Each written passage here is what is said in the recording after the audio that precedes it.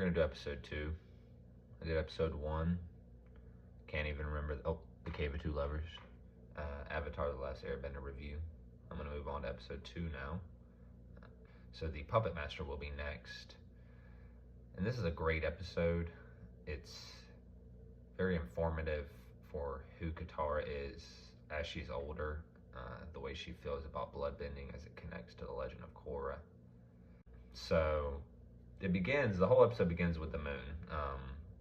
I don't typically go into, scene by scene. I talk about the summary of an episode. So it begins with the moon, and that's literally the foreshadow of the episode itself in terms of Hama and bloodbending. And it connects to the legend of Korra, but I'll get into that. So it begins with the moon, and then it quickly goes to the Avatar gang telling fire stories, scary stories around the fire. It's nighttime, they're in the Fire Nation, they're in a place that none of them are familiar with, that they're a little more on their edge of their seats, they're a little more vigilant for Fire Nation soldiers, for something happening. And so they're telling these stories. And that's where you get Hama walking up. But the important part of this first scene, I think, along with the moon, is setting up the whole episode.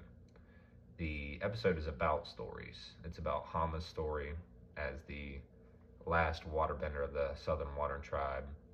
And it's about Katara carrying on that legacy and choosing to be different, choosing not to let the pain and the things that she's gone through change her.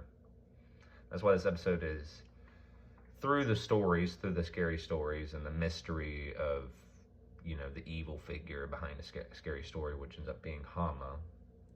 It goes to Katara and Hama, really, the whole episode. And I would say it's mostly about Hama. It's about the tragedy of Hama. It's about what she went through and how that shaped her. And it's a big theme in the Avatar universe of how our experiences shape us, and they can change us, and we can either choose to be better from them or become worse through them.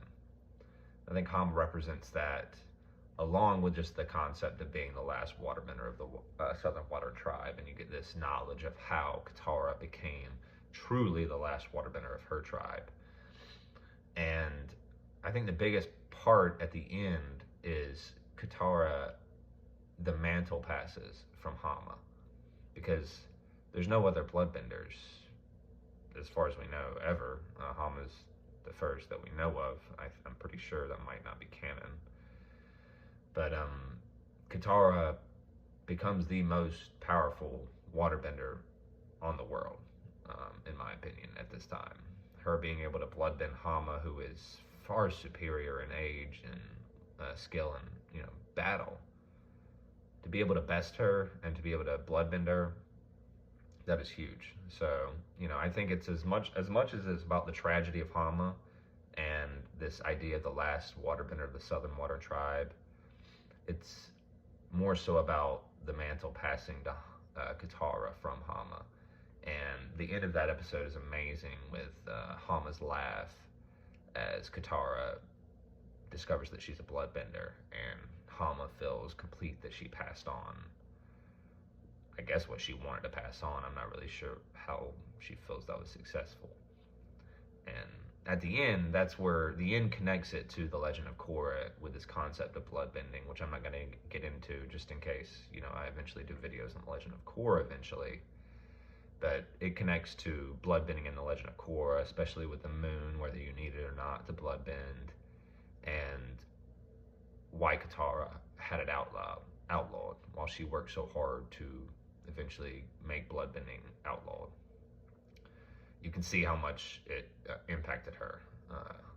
And what you learn in the Legend of Korra, it makes sense in terms of why something like that would really change somebody. So it's a great episode. It's really a great episode that connects both series as well. The foreshadowing of the moon at the beginning, and this concept of scary stories or stories in general with Hama's story, and Katara beginning it with the story about her mom and her mom's friend that went missing. It's all very interconnected, but that's the Avatar universe. So I'm gonna let you go until next time. Hope you guys liked.